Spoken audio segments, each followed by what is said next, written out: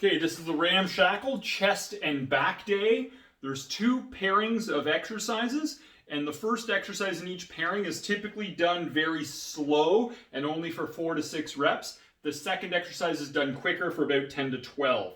We're going to start with dumbbell rows over the inclined bench. So we're going to have the bench incline up at 45 degrees. Normally, like if you're setting that up, that's usually about the third click up. 1, 2, 3 clicks up, okay?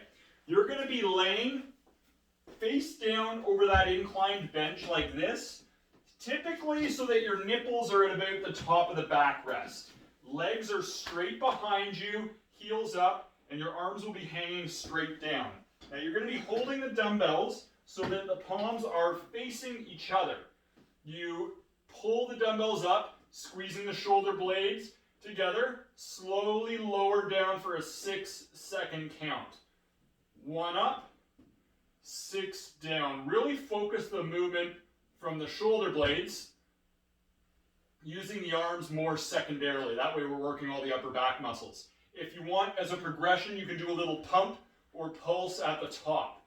So you come all the way up, pump, slow down, okay? Now if you don't have an inclined bench like this, you could do this with your butt on the wall like this.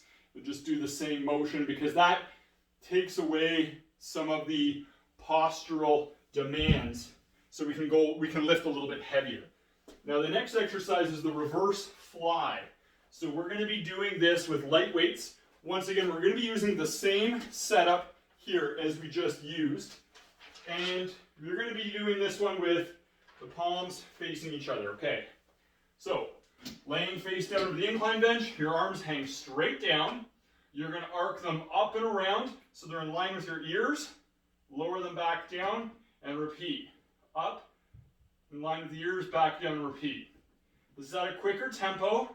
You're going for 10 to 12 reps. Now there's the T pouring progression, in which when you get to the top, you tip them forward like you're pouring out tea. And that works a lot more of the muscles. And I'm just going to show you a close-up of what that movement is. So when I'm bent forward, I raise them out, tip them forward like that. That would be the progression. If you don't have the inclined bench, once again, you just go with your butt on the wall and you're arcing them up and out to the sides, up in line with the ears. Now we're going to go on to a chest press. So we'll lower the bench to flat. If you don't have a bench, you can just do this flat on the ground. We're going to be using some heavier dumbbells here. And on the bench, I'm going to get you just kind of wiggle your feet back to place the legs under some tension. You're going to press the weight up and together. You lower it down for a 5-second count. Pause 1, then all the way up and together quick. 2, 3, 4, 5. Pause, up and together quick.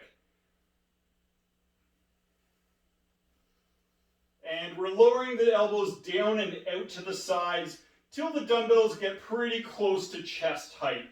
The idea is not to go down as low as you can, because then we start to shift from placing tension on the muscles to ligamentous support. So it can start to pull the joints open a little bit, which isn't as ideal. So that would be the chest press.